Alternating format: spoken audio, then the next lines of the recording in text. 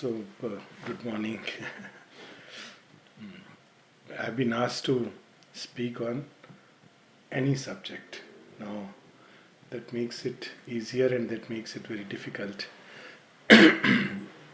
Especially when we turn to Sri Aurobindo and the mother, because the truth that they bring is an integral truth, meaning thereby that every possible subject that one can conceive of is part of Sri Aurobindo's teaching.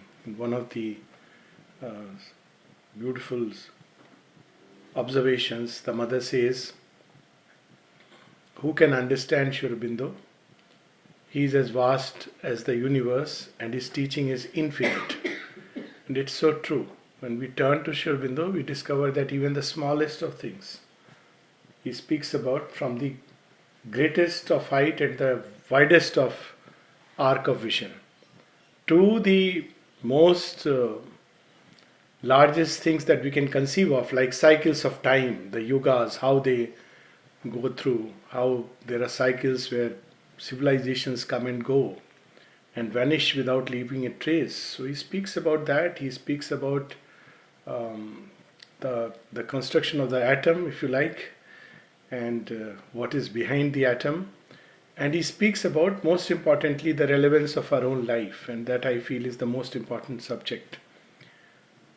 When I use the word relevance, what I mean is that what are we doing here? Why are we here?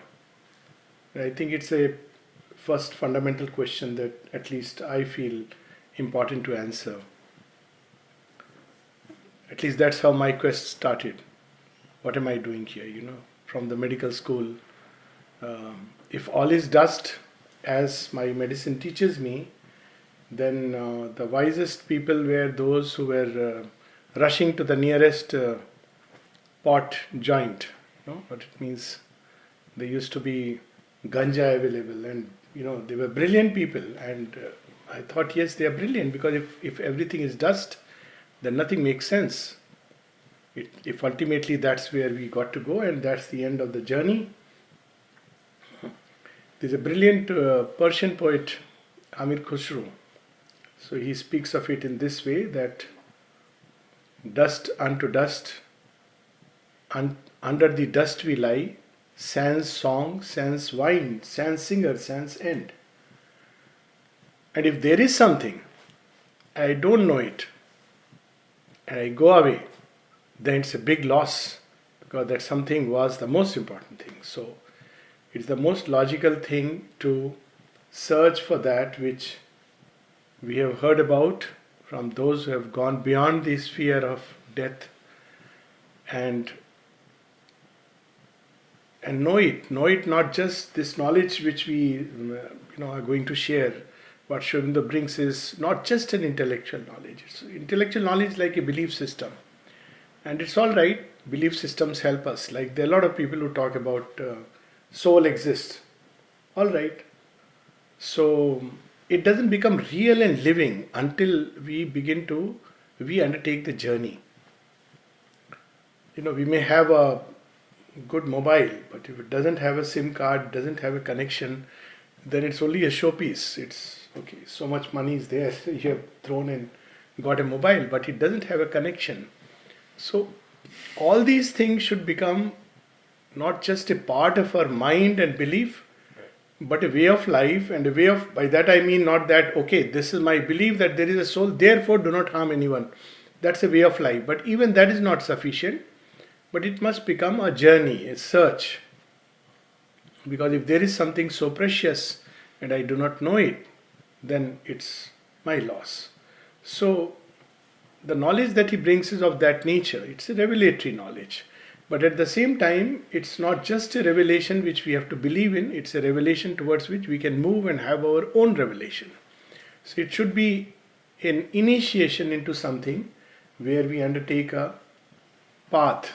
It's a path which he shows, through which we can arrive at the same knowledge in our own way.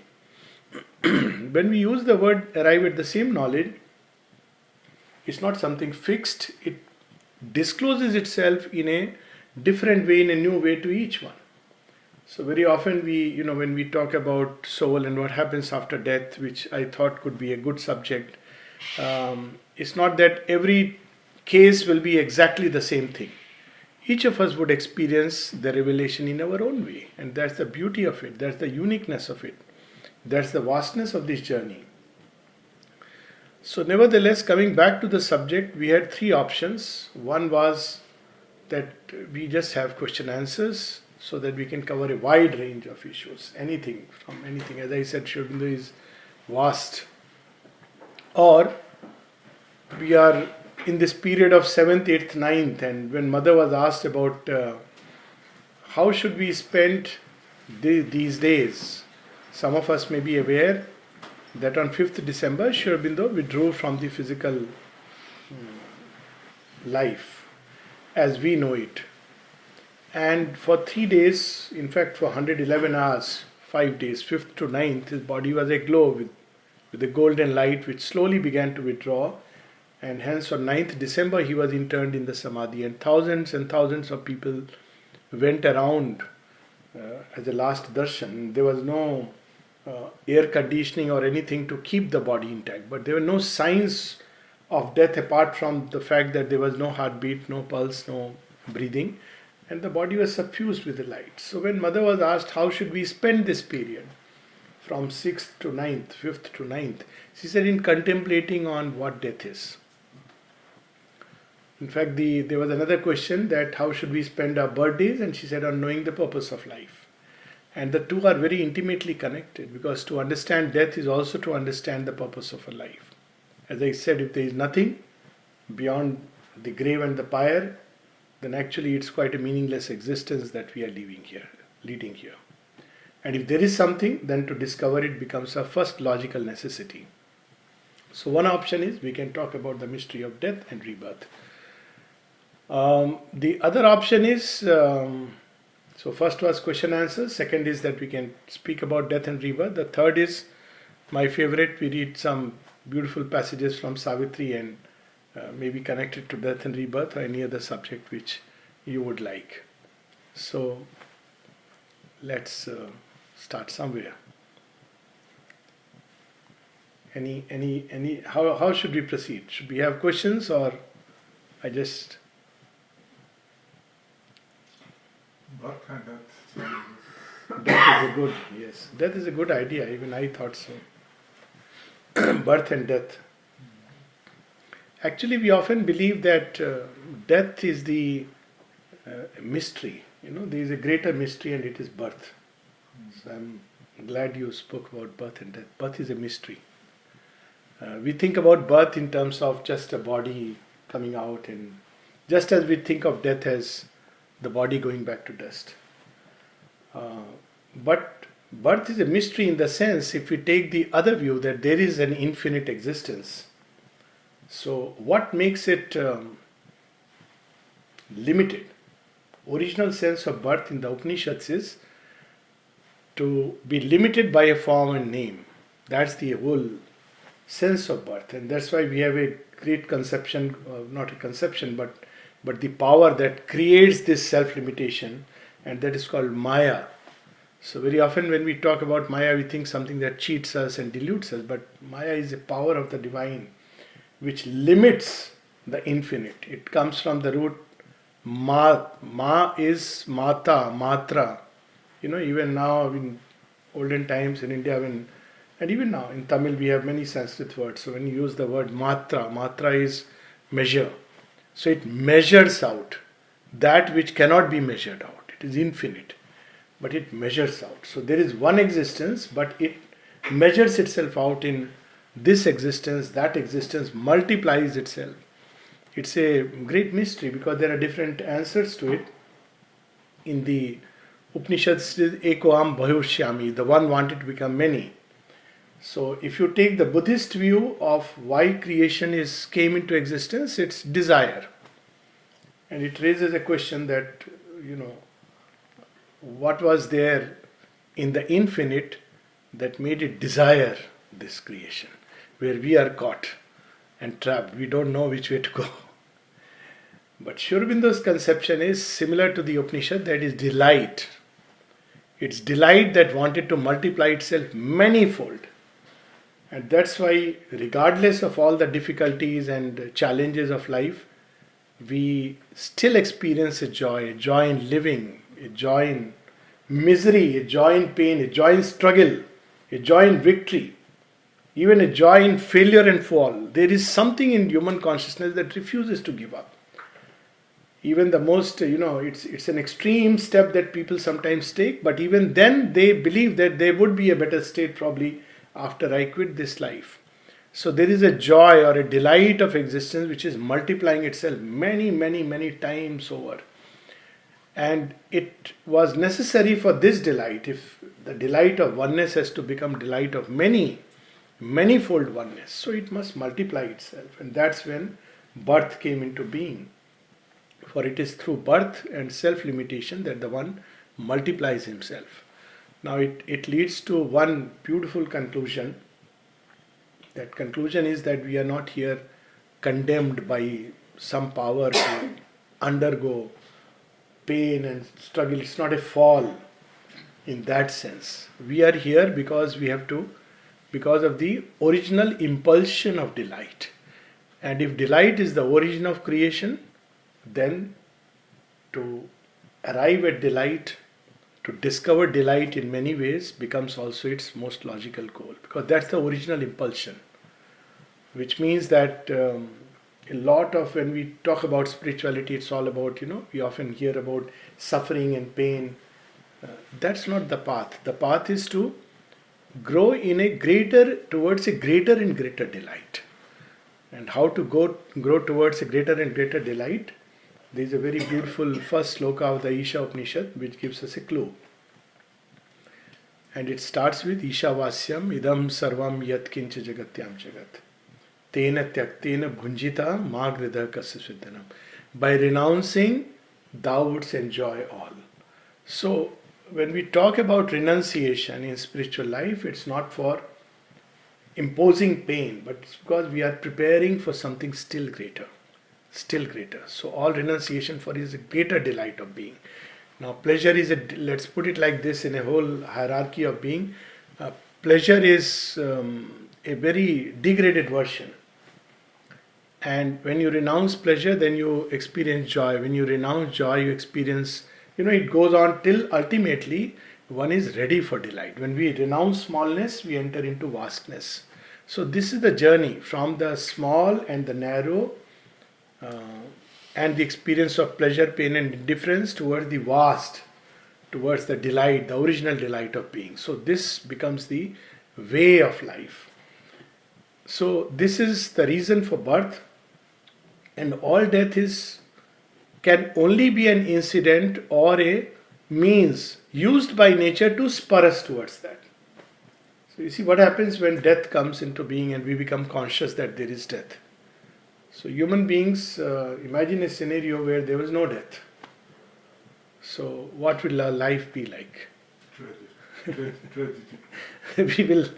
There's a very nice little story about it, that there is a man who is growing old, and one day he receives a message from Messrs. Death and Company that Professor so-and-so, you have become immortal. So, he is very happy, he announces it, and everybody is happy, and all the TV cameras and crew, and they come and interview him. He's very happy, he's having a lot of food, party. He has become the first immortal creature on the planet. And so, at night after all the party, he has a little bit of trouble. So he wakes up his wife that, I am having some stomach pain. And the first thing he hears is, you don't have to worry, you just stay quiet, don't disturb me at night because you are not going to die anyways. And so he calls up his doctor, and the doctor says, oh yeah, I saw your interview on the television, you are a great guy, you are not going to die. So relax, take it easy. He says, I'm suffering. Okay, you take Diagen and nothing is going to happen to you. So from that state to, if we do not die in this state of consciousness, then life will be miserable. But that does not mean that we must die. It means that conquest over death must go hand in hand with the change of consciousness. It must get back to the original delight. That is the great mystery, because if our present state of consciousness, ignorant state of consciousness, we do not die, then it would mean that we would be immortalizing our ignorance. If we do not understand, the first fundamental necessity is a change of consciousness and then the conquest over death. So this is the logical extension. But meanwhile, because there is death, many things have come up in human life precisely because there is a challenge of death. For example, all talk about heroism, sacrifice, courage. Very often people ask that why there is war. The wars have been schools of courage. If you see, the greatest sacrifices have been during the times of war, right from ancient times till today. Abhimanyu has died, but it's equally true that Abhimanyu lives. Abhimanyu has become a symbol of, extreme courage. He immortalized himself. If Abhimanyu wouldn't have died, probably he would have been just the son of Arjuna, a great father's, maybe a great son. That's it. But now he has become the benchmark for courage and heroism. Simply, he is immortalized simply because he faced the challenge of death and died. So death is like a spur. Then also we have, how death acts. So why it is there is not just some dark power has created death to harass us, but also because of death, presence of death, we want to immortalize our work. So its most outer form is that, we want to save for our children. It's a bad idea, by the way. If there is a very nice little line in couplet in one of the mystic poets, he says, Poot kaput to ko dhan sanche. I'll translate it, And Poot saput to ko dhan sanche. He says that if the boy is not good, children are not good, then why are you, saving money? They are going to misuse it. It says if the boy is good, if the child is good, then why you want to save money? I'm sure they will, find ways and means, make them, equip them, empower them, and leave the rest. Because when they are empowered, they will find their way, figure out. That's the challenge of education. So, anyway, but we want to. That's a natural instinct that our children will be more comfortable, precisely because we know that one day we are going to die. The second is some people who are very creative. They like to immortalize their work.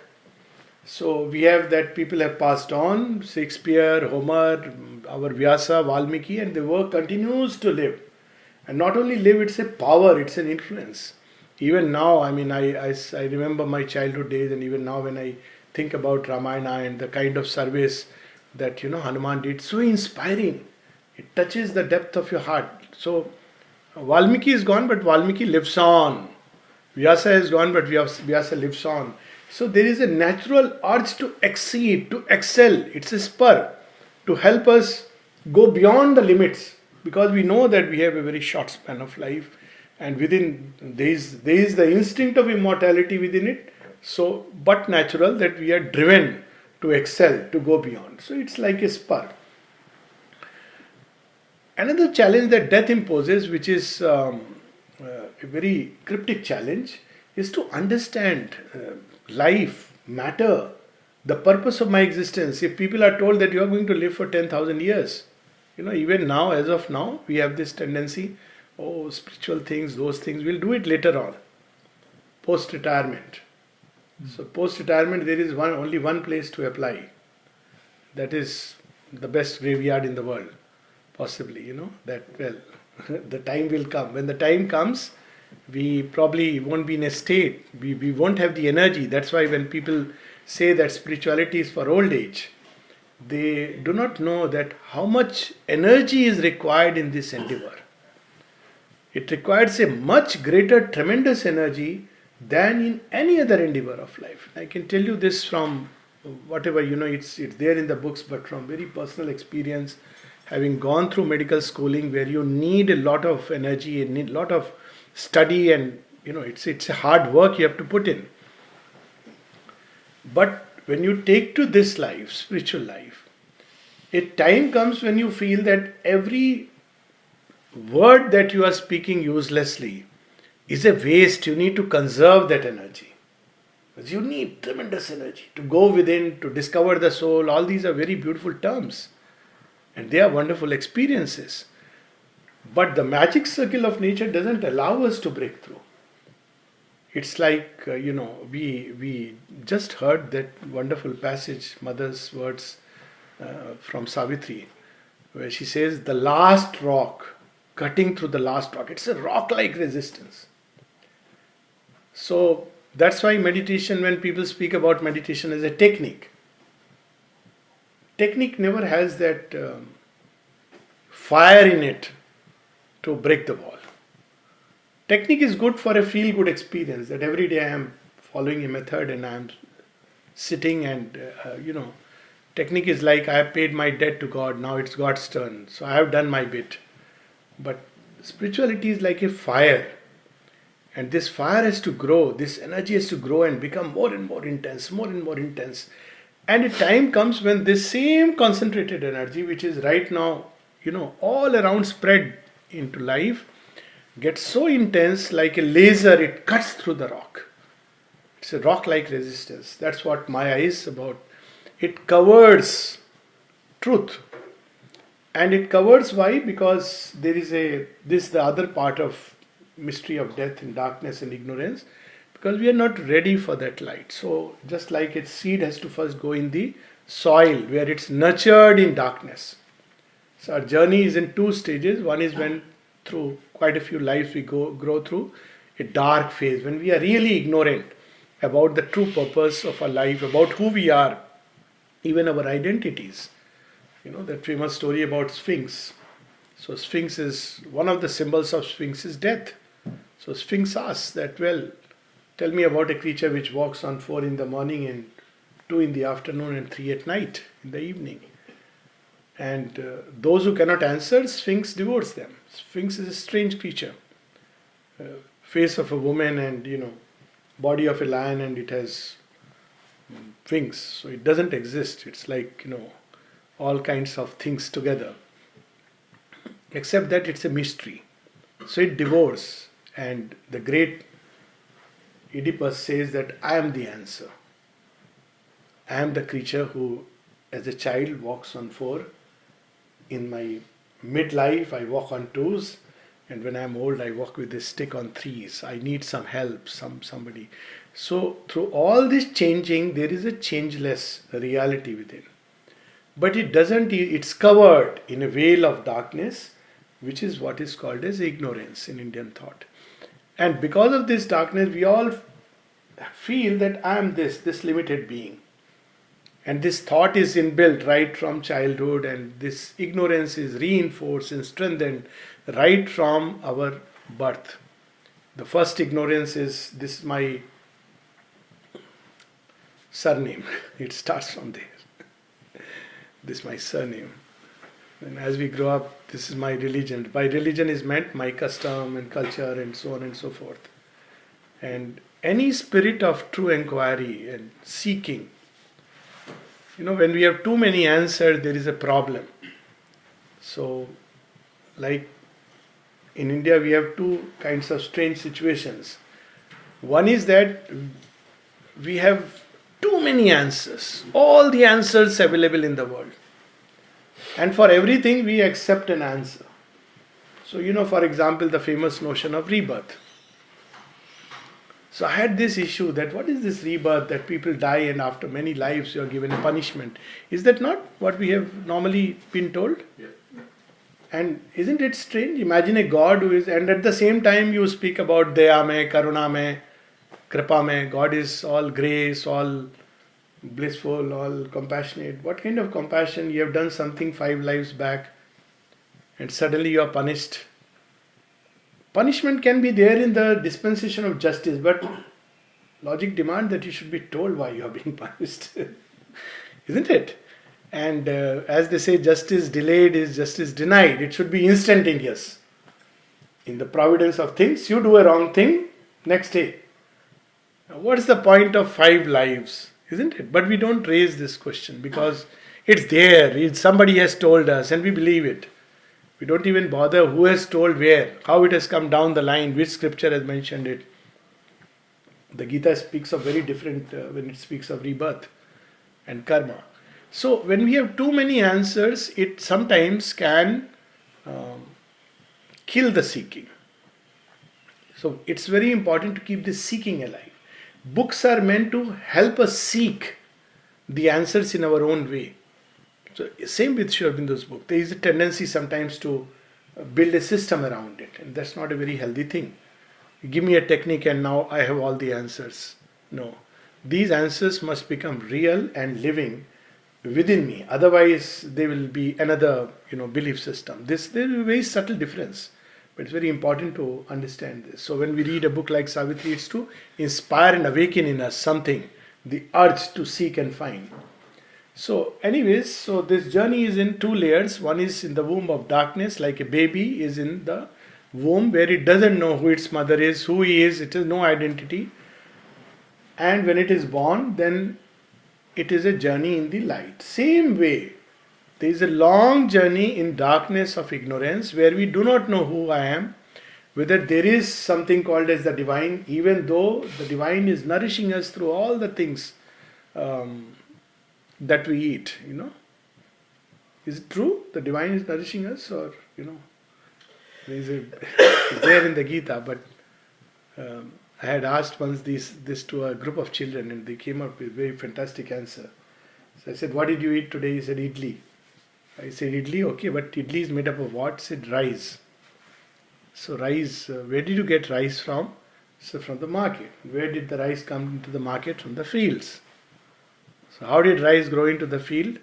So you come to a logical conclusion that in every grain of rice, there is the power of the sun, power of the earth, power of the wind, power of water, the toil of the farmer, nature's whole capacity to make out of a grain of rice, a whole bunch out of it.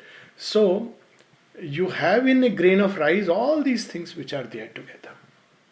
And if you go behind all these various powers, you discover that there is the one power out of which all these are different forms and manifestation. So this idea of praying before eating is basically to reconnect this fact that everything that I am taking comes from the one and goes to the one. But this we do not know ordinarily. So we are in a state of ignorance. We don't know who we are and where we have come from, where we are going. Questions which can change our lives completely. That famous story of T.S. Eliot when he knocked at somebody's door because it was raining, and the person opened the door, the farmer, and asked him, who are you, where are you coming from, where are you going? And he gave his name, told which place he's coming from, where he's going. And those were the days when people could be entertained and said, okay, spend the night. So whole night he kept thinking, is it really true? Where am I coming from? Where am I going? Who am I? And by morning he was a changed human being because he gave the answers he thought about these questions. They are simple questions. Is my identity, if I believe for a long time, that's what we believe, that I am the body.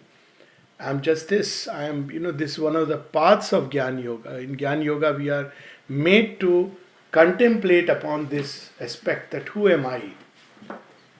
And when we contemplate on this who am I just this cellular animalcules growing and going away?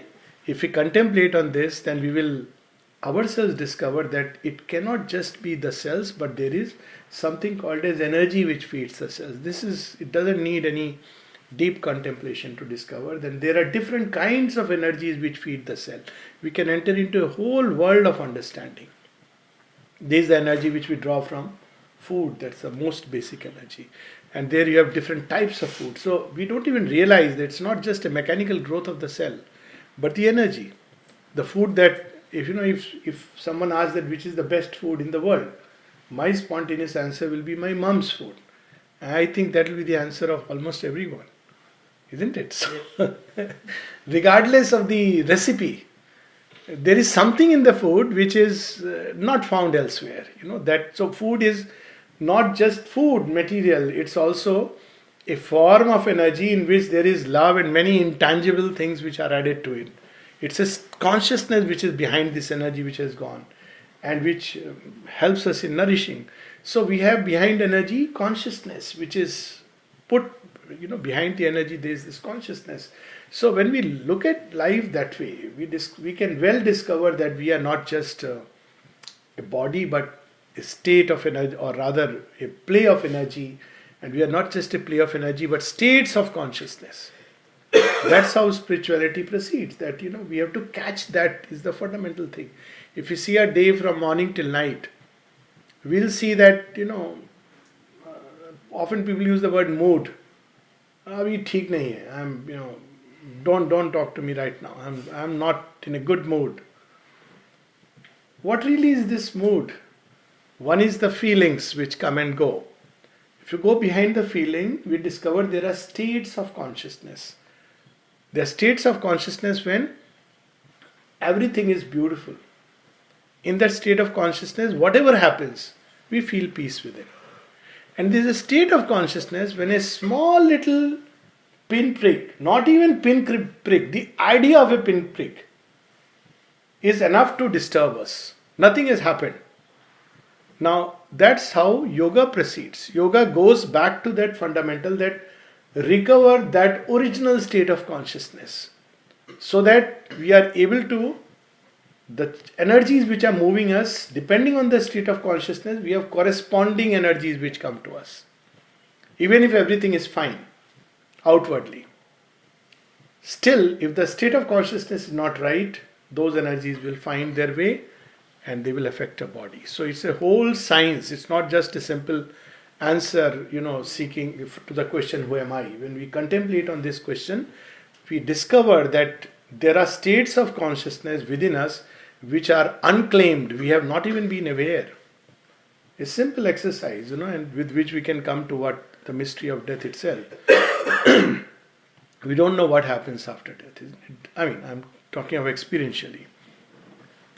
So there was a time, and there is a long time when we say that, I don't remember my dreams. How many remember their dreams? Anyone remembers the dreams? Sometimes. Sometimes. But we all dream every day. Yeah. We all dream. We don't remember our dream. Why we don't remember our dreams? It's because there is a zone of unconsciousness in which we are not yet conscious. It's like if I enter in blind alley where it's so densely blind, it's dark and blinding darkness, let me use that word. Then what do? I try to grope and try to feel what is there. I can't figure out. It's paralyzing. I can't even probably step. It's frightening because I don't know what's going to be there. But if you have gone into a place time and again, and one day there is no light out there, and you go in, you by and large have a picture. So you know that not to worry. What is hidden here, I by and large know.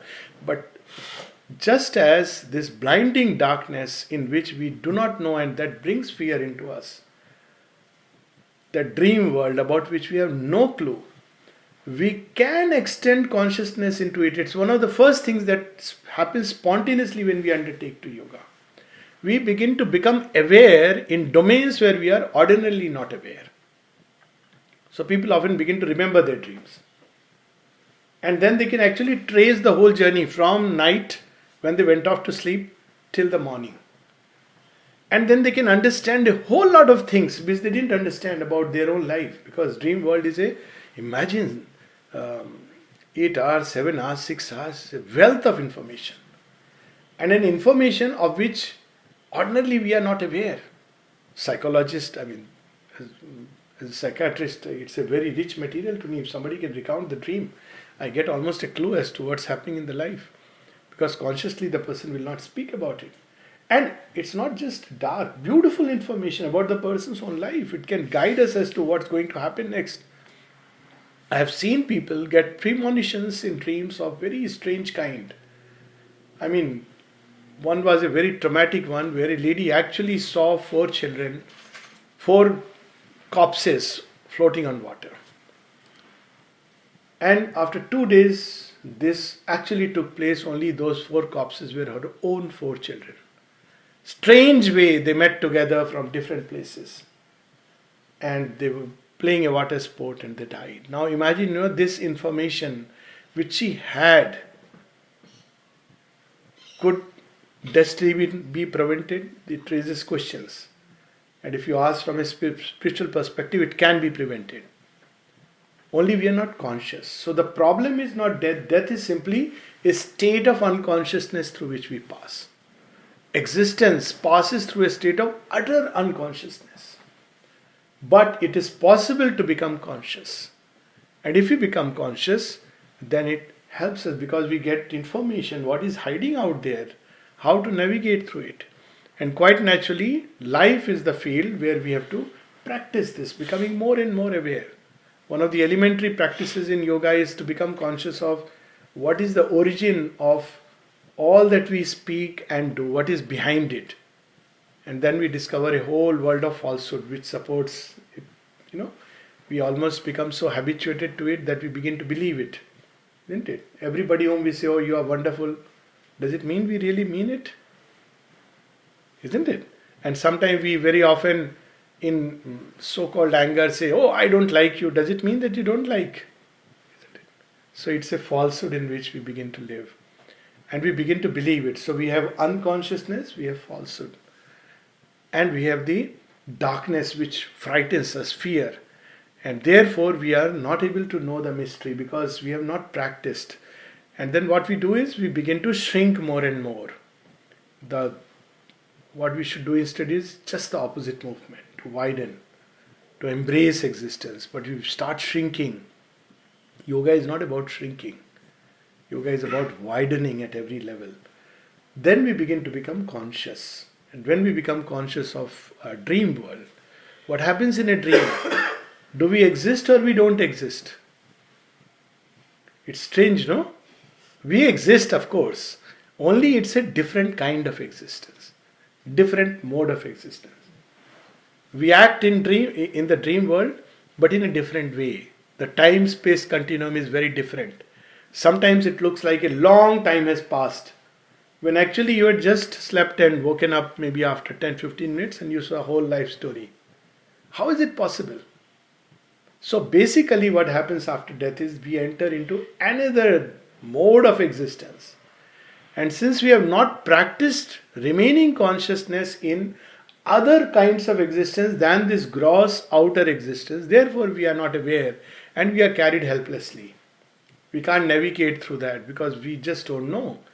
And then we also have our belief system, we create heavens and hell. Are there heaven and hell? No. Should we have heaven and hell or should we do away with them? They don't exist. Good, that's a good answer. I personally wish to do away with heaven and hell. These conceptions have... do we think heaven and hell have helped mankind or harmed mankind? Helps. I feel it helps. Do people really don't do something, knowing that they are going to go to hell? Hell, yeah. I don't know. Most people still do. They are helplessly bound. You see, why? And there is a reason behind it. The original impulsion of existence is delight. A person, regardless of hell, if he gets joy in something, will do it. He will say, oh, baad mein dekhenge. It's so strange. The impulsion of joy is so strange. It's so, ensnaring and powerful that human beings can't use. You see the conception of heaven and hell in all the religions, isn't it? Strongly. Look at the history. Look at the inquisitions, look at the jihads, look at, massacres, and you see that, even we may say that maybe at one point they were necessary. Let's put it like that. When humanity is in an early stage of evolution, it needs some kind of reward and punishment. But maybe time has come to go beyond reward and punishment for all of us. Would God be love or would God be a stern judge keeping account with Mr. What is his name? Chitragupta. By the way, who is this guy? Any idea? It's very interesting. His name is Chitragupta. He's taking pictures of everything. Exactly, it's very interesting. But Gupta, it's a subconscious recording of all the events. Look at the name it gives us, which is a fact. Our subconscious records all the impressions that are happening. So he's Chitragupta. We don't have to make him sit out there on a supercomputer and typing out every damn mistake. And what this subconscious do, because it's documented in the very cells, it's like an information which is not lost. It binds us by habit. Whatever we do once is an impression. We do twice is a reinforcement. You do thrice is learning. You do 4 times a habit. So you see how it binds? So Chitragupta record binds us. Binds us to heaven or hell. Both are a snare. You see, it's very interesting. If you look at it from another perspective. But we have to go beyond. And we can go beyond to start within conception. The God who is just sitting and judging us. But there is another conception that God is engaged in something else. Much more beautiful, much more meaningful. If we are portions of Himself, what He would be really busy doing? What is the father busy doing with children or a mother? Mothers are more correct terms. Okay, parents. What is their business? I often say this, it's the job description of a parent. What are parents doing actually? Loving the children. Loving. And by love, what are they really wanting to see? There is a love which can completely spoil the child. Spoil the child. But there is another love which really helps the child. What is that through love they are? They bring up the child. Bring up to become really the best possible in the world, isn't it? Now, sometimes the child may ignorantly think that the child is being punished. Isn't it? When mama says, no, give the remote to me. Or when says, no, not so much on the smartphone. It may look like, dad didn't understand, what's happening. But dad understands and dad loves. Isn't it? Sometimes when mothers say, you better go to school and the baby is crying, experience these situations. What do mothers do? They force you to send to the school. And when your baby is crying and going to the school, who is suffering more? Mother, that's it. So where is reward and punishment in it? It's a single movement of love. What is its purpose? The child should grow and become better than me. It said that who is the person from whom you want to be defeated? It's your child. It gives a great joy when you're defeated from your child. That's why is the story of Bhishma. Bhishma says that, okay, Arjun, I have nurtured in my heart this wish that one day you should beat me. There's a great joy in that. Come. And he creates an occasion for that. Because you love that state. You feel has gone beyond. Now this fact of our everyday existence is in a certain sense symbolic of the fact of creation. If there was not this possibility in creation which would make it go beyond the divine himself, it's a paradoxical term, so I'll come to qualify it. It would not have happened. What is the point of going back to him and becoming the same? Which means nirvana or whatever. Okay, you win, you go back to the source and become same as him. So the whole drama was meaningless at the end of the day. There's something in the drama, through the drama, which is taking place, which would not take place without creation. What won't take place without creation? Not just the bliss of multiplicity, the joy of union, which won't take place when there is only oneness, but the greatest power which we ever experience in creation is the power of love.